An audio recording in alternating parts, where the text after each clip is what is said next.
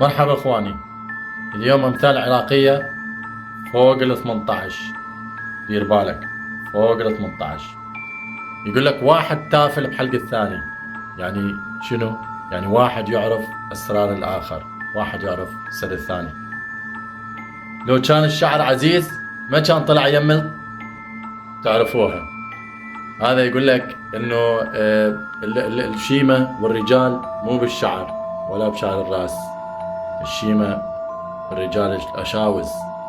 هذا مثل ما يقول لك الشعر لو عزيز ما كان طلع بالمعيز. الاسد من يكبر مات الواوية.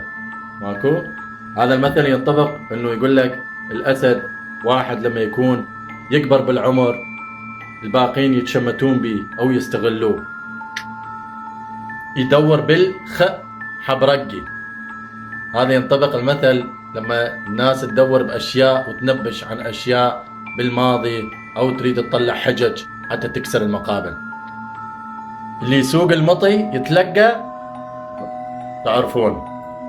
يعني هذا ينطبق على المثل اللي يقول انه اللي يمزح هوايه واللي يتشاقى هوايه لازم يتحمل نتيجة الشقة ماله او تجاوزه على الاخرين. هلا بطئ هلا. هذا المثل ينطبق على انه الناس اللي تقول اللي دائما تقول اهلا وسهلا بك وما ادري شنو، اللي علاقتهم دائما سويه وياكلون يشربون يعرفون اسرار بعض. فيقول له هلا هلا. يرجع لي ورا مثل البعير، مثل البعير. فهذا يقال لما يكون واحد يشوفوه ما دا يتقدم، بس دا يرجع لي ورا بالامور مالته او بمشاريعه او بمخططاته.